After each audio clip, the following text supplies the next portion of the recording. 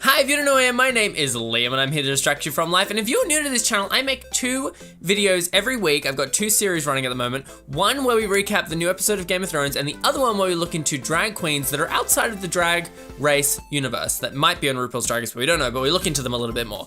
And that new video is gonna be coming out tomorrow, but today we are talking about the new episode of Game of Thrones. So, you guys last week, because at the end of the last episode, Jaime floated down to the bottom of the ocean, and, well, I mean, actually, it was more of a very deep river, but you guys, I asked the question, do you actually think that Jaime died? Because I felt like there was no way he was gonna live, because he's covered in that armor. And some of you said that that doesn't really make much sense for them to kill him in that way, because they were gonna kill Jaime off. They would have just lit him on fire by the dragon fire, and that makes so much sense. And here we are, you guys were right, Jaime is alive. So Khaleesi gives no at this point. She is either like, you're with me or you're on fire. They are your 2 options. So she gave them the option of bending the knee and joining her or being set on fire. And in my mind, it's a no-brainer, because here's the thing.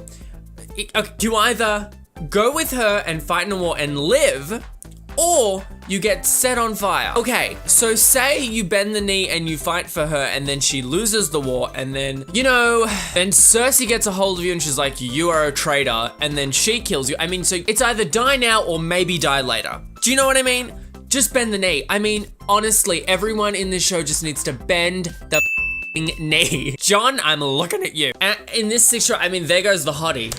There goes Dickon. No more Dickon jokes. No more Dickon jokes. Which, by the way, I was talking with my friend, Sam, who, by the way, real quick plug, there is a podcast called The Show with Sam and Joe, and some of you guys may listen to that, some of you may not, but I was the guest this week. Well, I mean, I was filling in for Joe because Joe was sick. And if you're interested in hearing me talk with Sam for an hour and a bit, then you'll really love this podcast. We talk about Game of Thrones, we talk about Overwatch, we talk about boys, dating, we talk about it all. And I will put that link in the description. You can totes check that out. Yes, that was such a rail. Anyway, Sam and I were talking about how there was actually another Dickon, and I didn't realize that there was like a cast change. The old Dickon was, I mean, they're both hot, like, don't get me wrong, but I mean, the old Dickon wasn't really hot. Like, really hot, really, really hot. Okay. Anyway, Dickon's gone. He's out of here. He's set on fire and he's left the building. Bye.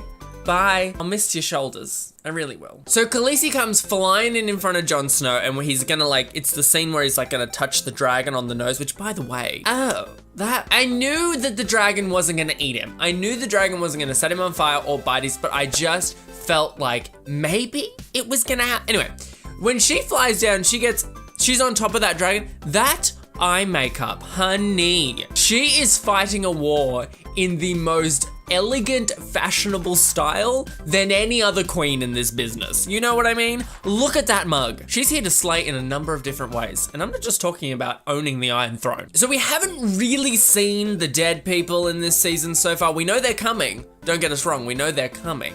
But we don't know how many are coming. And we now know that everyone is. And I know there's a lot of dings in this, but I mean, seriously, I feel like that language is necessary, because holy shit, this is The Walking Dead on steroids, and ice, and fire, but dragons. But they're coming. Yeah, I really know what to do. So I had a thought, and a lot of you guys are like super duper Game of Thrones fans, so maybe some of you will shoot me down for this, but what are the chances that Bran is gonna come along and take control of one of the dragons and just like blow those zombies out of the water? Can he take control of a dragon? I mean, because we know he can take control of beasts, right? And is a dragon a beast, or can he not control reptiles? Or dragons? Are dragons reptiles? I don't know. I guess they are. But that's what I'm thinking. I'm thinking Bran's gonna take control of a dragon and just I don't really know how that would go. But he doesn't seem to really care much at this point. Like, he's just being a spooky kid haunting a castle right now. Do you know what I mean? I just feel like he just doesn't care, and he would take control of a dragon to get rid of these zombies. It could happen. Look at the way Sansa is dressed in this episode. That outfit that they have put her in, she is, I don't really have too much to say on the top of, I don't really know, I'll get into that in a little bit, but she looks so good. That's like all I want to say about that. Just, they are dressing these women amazingly. So first of all, I want to get it out of the way that Gendry is really hot. I have always had a thing for Gendry, but So he's got a hammer. He's like a paladin. Paladin has entered the party here, people. He's got a hammer and he's not afraid to use it. I'm so excited that he is back in this storyline. Although, do I fully remember his storyline? Not really. I do know that he's a bastard that is like the most heir to the throne though, which is a problem for him. I could be wrong in saying that, but I remember that was part of his storyline. That's why he's in hiding. But he is hot. Oh my God, this whole episode is just me thirst trapping everything. I don't really fully understand what they want Cersei to do in this situation. I actually don't understand how they're going to be grabbing a single zombie from that giant horde of zombies. I don't really get how they're gonna pick that up. Pick one of them. Are they just expecting there to be like a whole bunch of little ones floating around? Like just wandering around? Because I'm pretty sure they've gathered and they're moving. You know, like I don't think there's any stragglers around. I don't know how they're gonna pick one. But what I don't quite understand is what they're expecting Cersei to do. Like, do they want to show her this threat and then be like, okay, can we put this war on hold for a minute and we just like go and deal with this?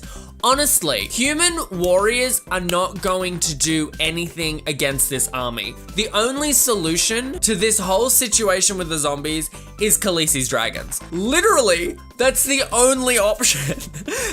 An army of men is not going to be able to stop this, no matter how big your army is. They're going to kill everyone. So I don't really know why they're even bothering to contact Cersei. Or are they wanting to get the horde of zombies to attack King's Landing? I don't know. I don't know what the end goal here is. Just send one of your dragons. He'll take care of the zombies. Send one of them. Unless, what if that big evil White Walker has a way of like killing the dragon with his mind? That's a possibility. This is a mess.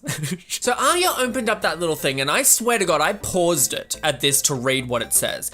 And I could not make heads or tails of what this was saying to anyone. But the look on her expression, girl, apparently Sansa's up to no good. Apparently. I didn't really quite understand what that was saying. Can anyone fill me in on that? But it looked like it was no good. Sansa's not evil. She's not, right? No, she's not.